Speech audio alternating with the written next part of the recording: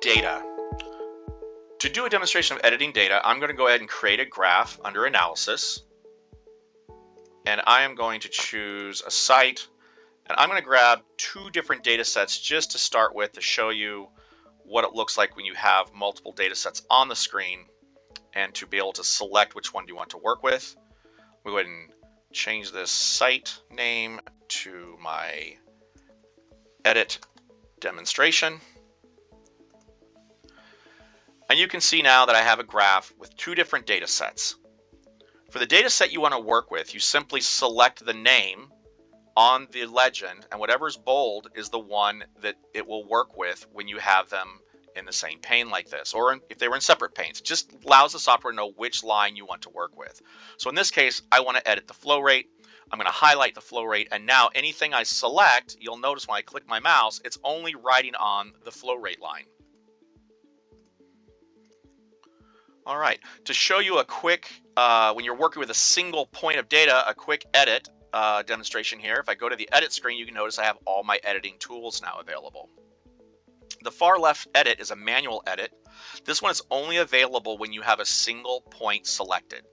What this one does is it allows you to grab that point and you can manually change it up or down on the graph. Go ahead and do the undo, and that will put it back where it is. Now, because I'm going to be doing a lot of editing here for demonstration, having these two lines overlapping is just going to look kind of messy. I'm going to go ahead and go over here to my graph, and I'm going to go ahead and delete the level. So now I'm only working with my flow rate. Okay, so now that I'm working with my flow rate, I can still use my mouse wheel to zoom out, move around to see different pieces of data.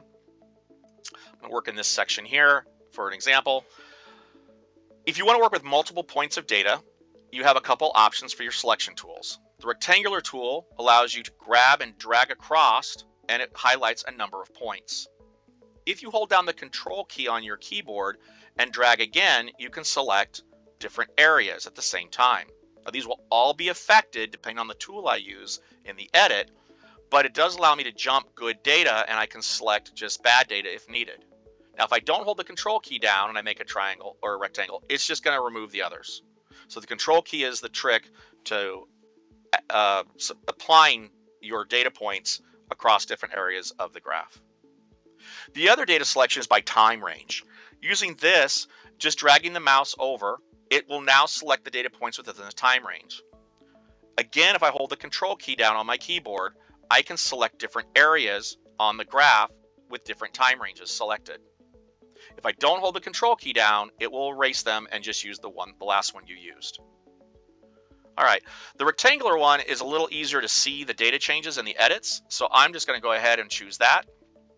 I've highlighted a number of points, and I'm going to go into my edit screen now, and you can get my tools back. You'll notice because I have more than one point, my manual edit is no longer available. The shift data has a number of three possible methods or possibilities of editing. The first one is the constant value. That would be the equal. I'm saying I want everything to equal. In this case, I'm going to say 500 gallons per minute, which you can see on the graph is here, and apply that. I get a straight line. All of those were set to 500 gallons per minute. The next option is the plus or minus. This will increase or decrease the selected points by a fixed amount. So here I can move everything up 100 gallons. Everything jumped up 100 gallons there. I could do the same thing with subtraction, and it would subtract 100 gallons. The other thing I can do is I can do multiplication or division as well. So I can multiply everything by 2. As an example, everything will shoot up twice as much. All right. So those are my data shift options. The plus and minus is one. Multiplication, division is a second. And then, of course, you can make everything equal the same value with the equal sign.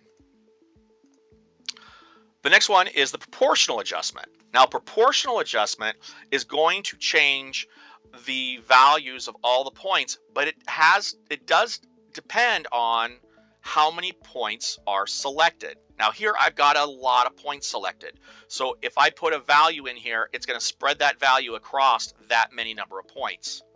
As an example, if I had 3 points selected as an example, and I was to move over a foot, I was to change these all by 1 foot, if it was like level, or maybe 1 gallon per minute, if I only had 3 adjusted, it would only give me a third change to each one of those, because it would take a third, because there's 3 points adjusted across the 1 gallon per minute. So it would go up by 0.3 feet per second in the case of, velocity, or 0.3 gallons per minute, because we're in flow rate here. So proportional adjustment, with this many points, I can put 100, but it's not going to be 100 across the board like the shift was. This one is going to do a proportional of taking that 100 gallons per minute and spreading it out over this many points of data. So that's your proportional adjustment. The next ones are 2 autocorrects. We have 2 versions of autocorrect here.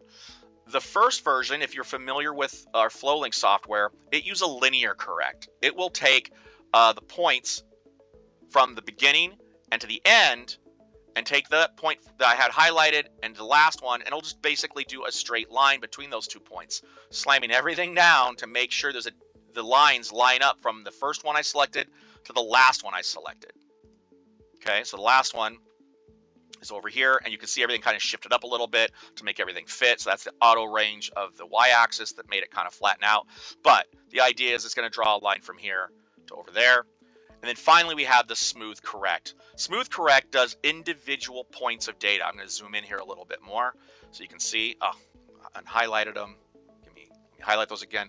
When I do the smooth correct, you will see every time I click on it, they all move just a little bit at a time. And the idea, what it's doing is it's looking at points before and after each and every point.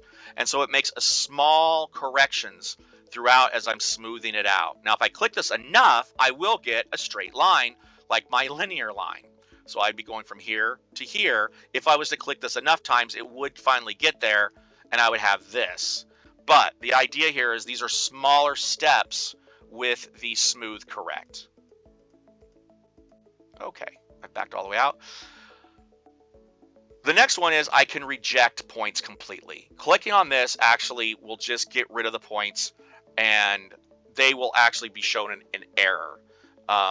Or not an error, but just they won't exist. They'll just be deleted points altogether.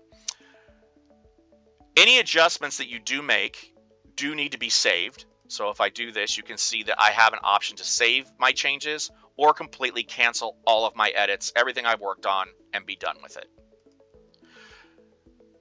The 2 final note icons, those are actually covered in the analysis graph video. So if you want more information on these allow you to create a single note on a single point. The reason why these are grayed out right now is because I have multiple points selected, not a single point. But I have that better covered in the other video. And that should cover everything for editing. If you have any more questions on the editing that you need more clarity with, feel free to call our technical support at 1-800-228-4373. And for technical support, it's number 1.